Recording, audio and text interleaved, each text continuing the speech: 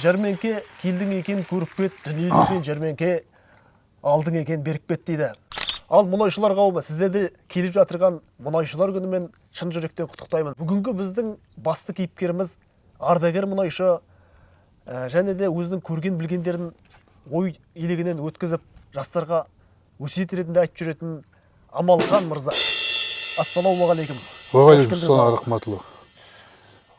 Сіз үлкенмен де кішімен де жақсы қарым-қатынаста болдыңыз жұмыста. Бірге әріптесте болдық. Өзіңіздің жаңа кетіп жатқан кезіңізде баяғыда сіз мен өскенде осындай актер боламын, мен өскенде жаңағыдай ұстаз боламын деп жастарға тіпті мотивация беретін едіңіз да.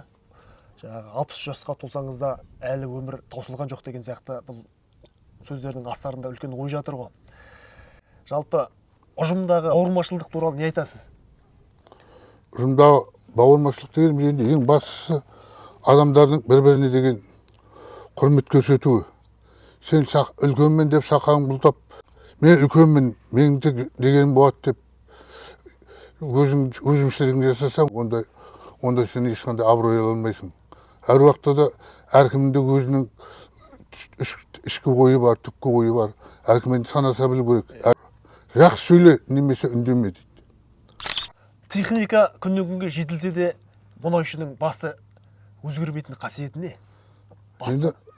Ол енді басты қасиет адамның. Бұл өмір бойына кетеді, ол сақтық.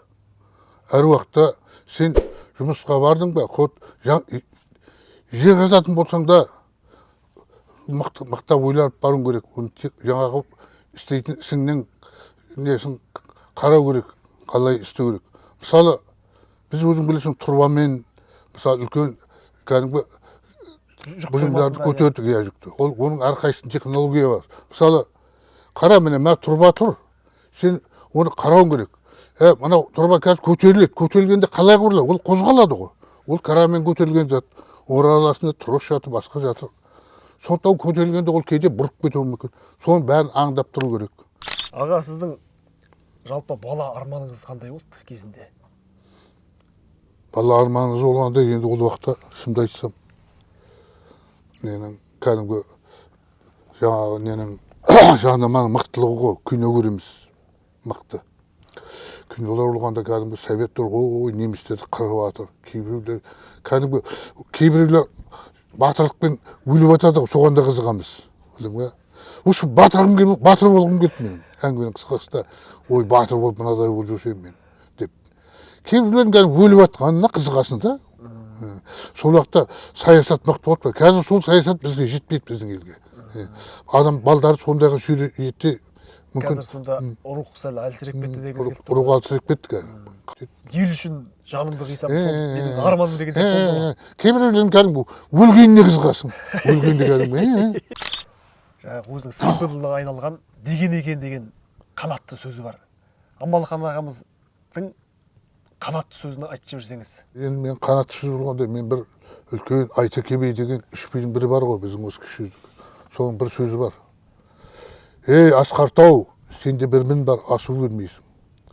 Ей, алтын күн, сенде бір мін бар, жүзіңе тура қаратпайсың деген екен. Қалай болғанда да, қанша біз, мысалы, ақша қуалып беріп, көпті көрейік, бәрібір меншілігіміз болады, кемшілігіміз болады, кейде артық кетіп қалармыз. Соның артынан жуып шайып жүрсек.